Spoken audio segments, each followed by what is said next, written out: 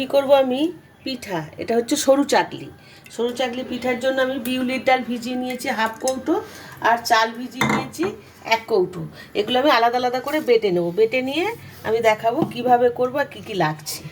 আমি আগে ডালটা বেটে নিই।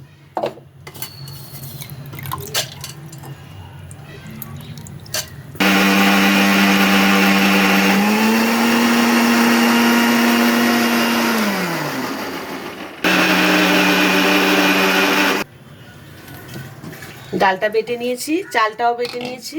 ডালটা এখন আমি এটা ঢেলে নিলাম।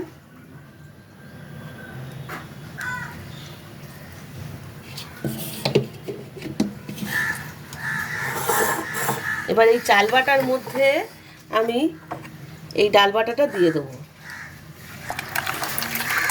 চাল বাটা আর ডাল বাটা আমি একসাথে মিক্সড করে নিলাম। তার একটু জল লাগবে, যত পাতলা হবে তত ভালো হবে সরু চাকলিগুলো।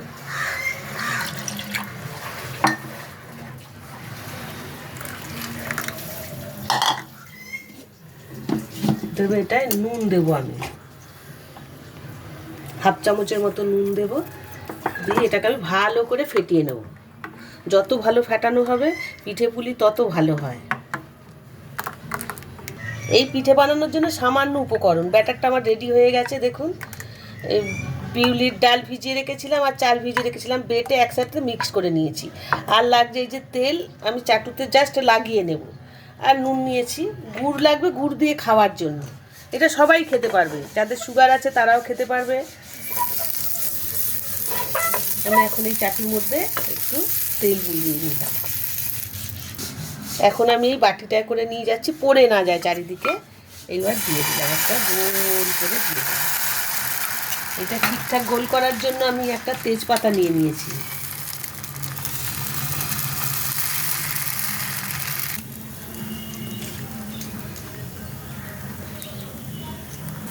দেখুন উপরে একদম শুকনো হয়ে গেছে। আমি এখন এবার এটা তুলে নিতে পারবো, দিতে পারি। দেখুন কি সুন্দর বুটবুট বুটবুট হয়েছে।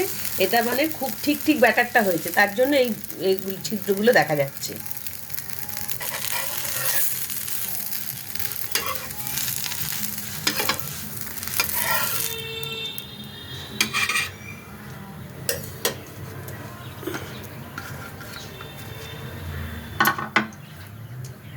আবারও আমি তেল দিয়ে,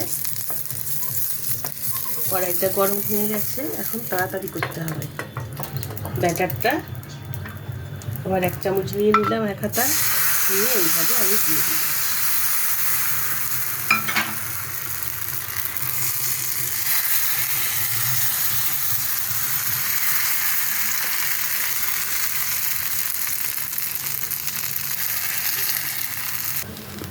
পিঠেগুলো আমার রেডি হয়ে গেছে।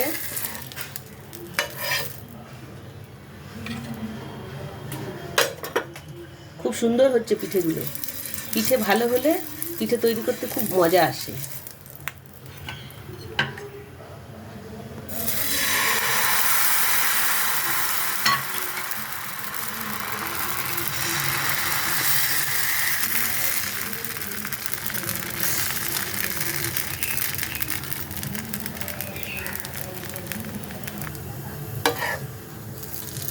দেখুন কি সুন্দর ফুটফুট ফুটফুট হচ্ছে।